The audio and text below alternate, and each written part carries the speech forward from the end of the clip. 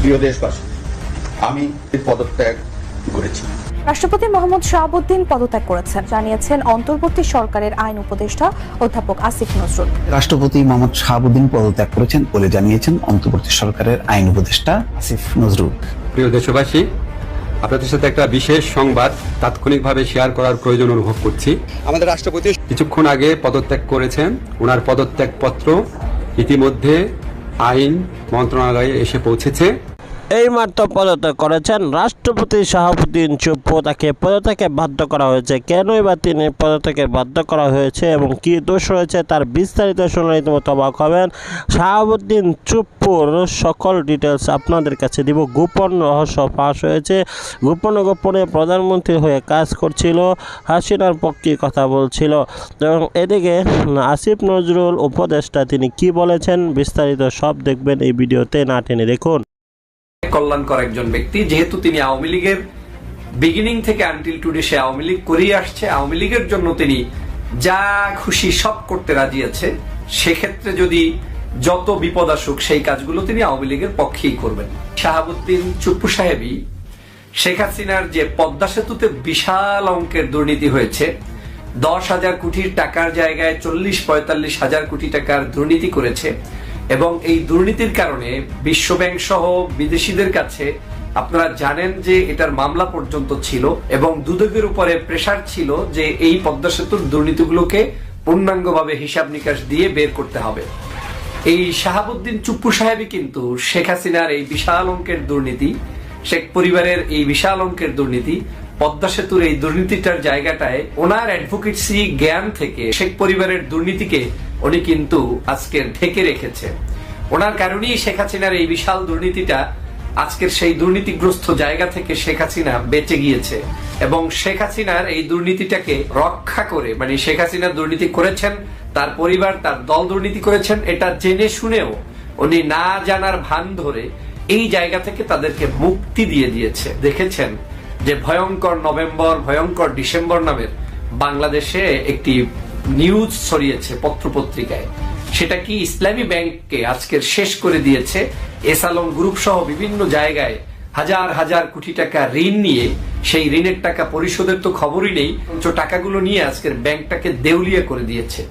এই ব্যাংকটির কিন্তু অন্যতম ভাইস প্রেসিডেন্ট হচ্ছে এই শাহাবুদ্দিন চুপ্পু সাহেব। আজকের এই শাহাবুদ্দিন চুপ্পু সাহেবদের হাত ধরেই এই ব্যাংকটাকে দেউলিয়া হতে হয়েছে, এই ব্যাংকটাকে এসালম গ্রুপের কাছে যেতে হয়েছে, এই ব্যাংকটাকে আজকের আওয়ামী লীগের পরিবারের একটি ব্যাংক খাদ্যের কেন্দ্রবিন্দুতে রূপান্তরিত করতে পেরেছে। এবং ইসলামী ব্যাংকের যে ইসলামিক কৃষ্টি কালচার সভ্যতা ছিল, জামাত শিবির নামে খ্যাত যে ব্যাংকটি, যেটা তারা প্রতিষ্ঠা করেছে বলে আমাদের দেশে ধারণা আছে এবং সত্য, তাদের সেই জায়গা থেকে এটাকে সম্পূর্ণ আওয়ামীকরণ করতে সক্ষম হয়েছে এবং যেই মানুষটি পিছন থেকে গুটি মেরেছে তিনি হচ্ছেন কিন্তু এই শাহাবুদ্দিন চুপ্পু সাহেব। রাষ্ট্রপতি তিনি ছাত্রলীগের সভাপতি ছিলেন, জেলা ছাত্রলীগের, পরে তিনি জেলা যুবলীগের সভাপতি হন এবং ধাপে ধাপে তিনি আওয়ামী লীগের এখন বর্তমানে তিনি একটা উপকমিটির প্রধান হিসেবে আছেন এবং আওয়ামী লীগের উপদেষ্টাদের মধ্যে তিনি একজন। সুতরাং তিনি আওয়ামী লীগের রাজনীতির সঙ্গে ওতপ্রোতভাবে জড়িত। তার নাম খুব ফেজে আসে তেমনটি নয়, কিন্তু তিনি আওয়ামী লীগের রাজনীতির সঙ্গে একেবারে শৈশব ছাত্রাবস্থা থেকে তিনি আওয়ামী লীগের রাজনীতি করেন। দুই হচ্ছে তিনি যে শুধু একান্ত অনুগত তাই নয়, তিনি কিন্তু আওয়ামী লীগের হয়ে সাহসিকতার পরিচয় দিয়েছেন। 75-এ যখন নৃশংস হত্যাকাণ্ড হয়, তিনি সেই সময় আওয়ামী লীগের রাজনীতির সঙ্গে খুব শক্তভাবে যুক্ত ছিলেন এবং তিনি প্রতিবাদ করে কারাগারে যান। কারাগারে তিনি প্রায় 3 বছর তার কারাগারে কাটে এবং এর মধ্যে দিয়েই কিন্তু একটা বিষয় প্রমাণিত হয় যে স্রোতে গা ভাসানো যে আওয়ামী লীগের সুবিধাভোগীরা আছে তিনি কিন্তু আসলে তাদের একজন নন। তিনি সাহসী ব্যক্তি এবং তিনি আওয়ামী লীগের জন্য যান লড়াই দিয়ে প্রতিবাদও করতে জানেন। 2011 থেকে 2016 তিনি দুর্নীতি দমন কমিশনের একজন কমিশনার ছিলেন এবং সে সময় তার স্বাক্ষরেই বর্তমান প্রধানমন্ত্রীর বিরুদ্ধে যে দুর্নীতির মামলা ছিল 111 সরকার করেছিল তার অনেকগুলোই খারিজ হয়ে যায়। অর্থাৎ সেই সময়ে দুর্নীতি দমন কমিশনে থাকা অবস্থাতেও তিনি কিন্তু আওয়ামী লীগকে সার্ভ করে গেছেন এবং মানে যতটুকু তার সাধ্যে কুলায় তার পুরোটা দিয়ে তিনি সার্ভিস দিয়েছেন। একেবারে পার দলীয় একজন কমিশনারের মতোই করেছেন, কিন্তু করেছেন তিনি, মানে আওয়ামী লীগের পারপাস তিনি যেখানে যেখানে গেছেন, যেই যেই পদে ছিলেন যখন যেই সুযোগ তিনি পেয়েছেন তার পূর্ণ সদ্ব্যবহার তাকে আমরা করতে দেখেছি।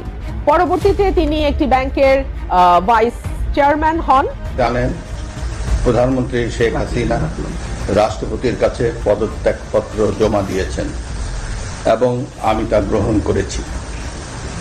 প্রধানমন্ত্রীর পদত্যাগ ও বৈষম্য বিরোধী ছাত্র আন্দোলনে সৃষ্ট পরিস্থিতির ভবনে 3 বাহিনীর প্রধান এবং বিভিন্ন রাজনৈতিক দলের নেতৃবৃন্দ, সুশীল সমাজের প্রতিনিধি ও বৈষম্য বিরোধী ছাত্র আন্দোলনের কয়েকজন সমন্বয়কদের সাথে আলোচনা হয়। শুরুতেই সেনাপ্রধান বিরাজমান সার্বিক পরিস্থিতি ও রাজনৈতিক দলগুলোর সাথে তার আলোচনা সম্পর্কে আমাকে অবহিত করেন।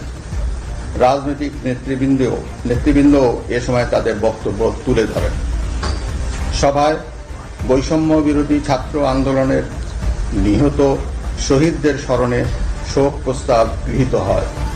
এছাড়া জরুরি ভিত্তিতে একটি অন্তর্বর্তীকালীন সরকার গঠনের সিদ্ধান্ত নেওয়া হয়। সকল দল ও অংশীদার। প্রিয় দেশবাসী, আপনাদের সাথে একটা বিশেষ সংবাদ তাৎক্ষণিকভাবে শেয়ার করার প্রয়োজন অনুভব করছি। কিছুক্ষণ আগে পদত্যাগ করেছেন, ওনার পদত্যাগপত্র ইতিমধ্যে আইন মন্ত্রণালয়ে এসে পৌঁছেছে।